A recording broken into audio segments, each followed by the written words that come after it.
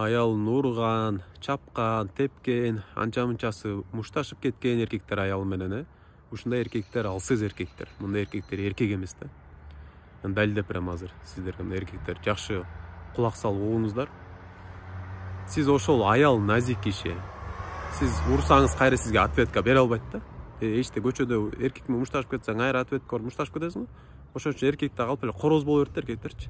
Бирөөлөр келип бөлүштүрүп калат да. Бергөлчү, деп. Дальше больше кылып дейт, бирок коркуп эле атат да.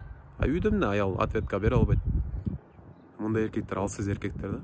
Анан ушу урушканында таң каласың да, маселесичи.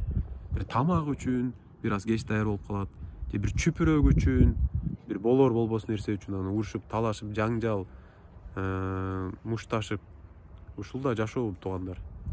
Эркектер мындай эркектик сапатыбызды, сыфатыбызды, качествоны мындай билсек да.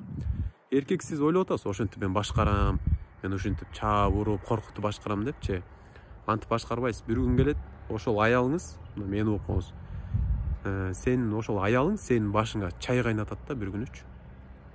Ушуну ишенип коюң. Канча окуялар бар. Көп эркектер азыр ыйлап келип айтып атат. Мен убагында аялымды сабай берип, жаман мамиле кылып берип, азыр ушунчалык аялым тажал дейт, ажыдар дейт да мындай айтканда. Ошон үчүн бүт өзүбүздөн болот экен эркектер. Эркек чынык эркек кандай болот десе, чынык эркек кантип башкарат үй бүлөсүн десе, сүрү менен, эркектик сүрү менен да.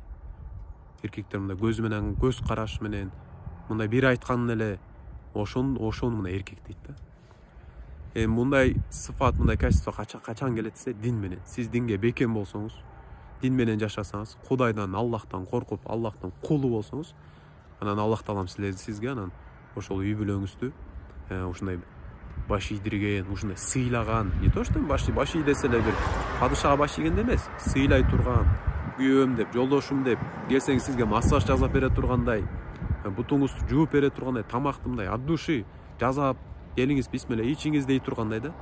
А сиз жанагындай уруп чаап эметкен ал көңүлүнө кала берет. Тамак жасаса да нааразы болуп жасайт. Оокат кылса нааразы. Керек болсо анча-мынча аялдар бар, ушу күйөөм өлүп калса экен, качан өлөт болду экен деген аялдар бар, карачы. Андай эркектерден болбойлу туугандар. Чынык эркек бололу. Эркек сыфат башкача болот. Ошону түшүнөлү. Анан ушул видеону бир аялыңыз, же бир аял ушу эркектерге жөнөтүп кала турган болсо, туура түшүнөлү, туура кабыл алып, насаат, эскертүүнү туура кабыл алып, эркектер эркектик жоопкерчиликти түшүнүп, эркектер эркектик милдетибизди түшүнүп, жакшы бир Кудайдын кулу болуп, жакшы бир динибизди жашообузга алып келип, жана ошону үй бүлөгө жеткизели.